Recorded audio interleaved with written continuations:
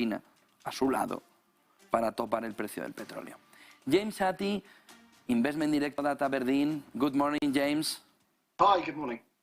What do you think about this moment, this context in the stocks?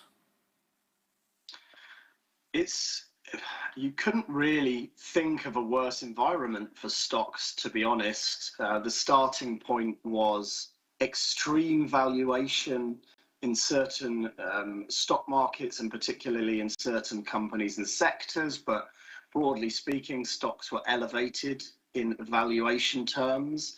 There were a significant number of huge but unsustainable and temporary forces which were propping up economies across the globe, essentially fiscal policy and monetary policy being the obvious ones.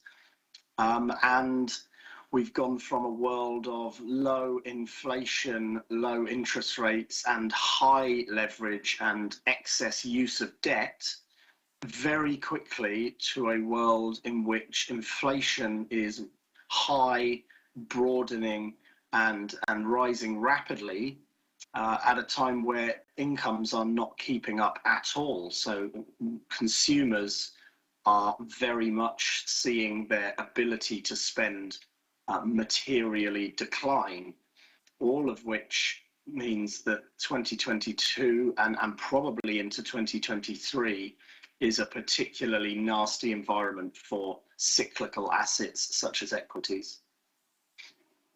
Inflation has achieved a new peak, 9.1 in United States. And what's the picture for the Federal Reserve in the next meeting, when all the markets are talking about 100 basis points to this hike moment? Yeah, I think that the fact that the Bank of Canada hiked by 100 basis points yesterday has definitely emboldened the market to embrace the idea that the Fed will do the same at its meeting in the next week. I don't know is the honest answer. I was surprised when at the previous meeting, the Fed had said they wouldn't really consider 75 basis points, and then there was a high inflation print, some data suggesting that inflation expectations had moved up over the long term, and the Fed very quickly leaked a story to the press suggesting they could go 75 in June, and they did. That surprised me. Such a sort of small data set to be so reactive, I was a bit surprised. Therefore, I think it's reasonable for the market to price a significant probability of them doing something similar. We have Christopher Waller speaking this afternoon, 5 p.m. Spanish time, and he has been probably the best guide to Fed policy. He's been at the hawkish end of the spectrum. He's been very consistent in that outlook. I think if he were to indicate that he is considering 100 basis points at the July meeting, I think the market would move to fully discount that move quite quickly. That's only 9 or 10 basis points from where we are currently.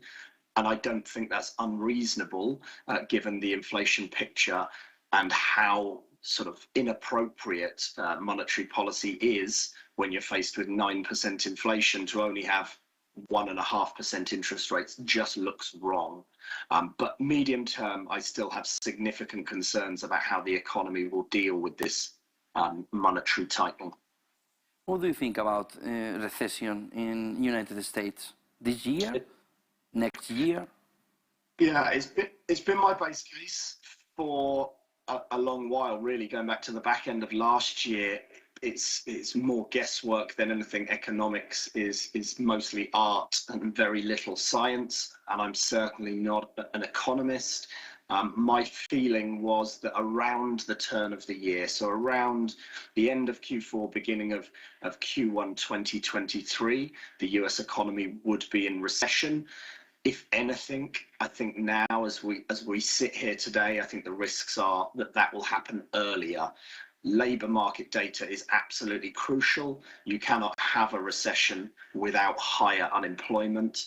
We're seeing some evidence of a deterioration in the jobs market, but very early days, not yet significant. if I'm correct, we will start to see the labour market struggling as we move through the summer and into the autumn. Very much, James Athey, Investment Director at Abrdn. Good day, good business, James. Thank you, you too. 9:49.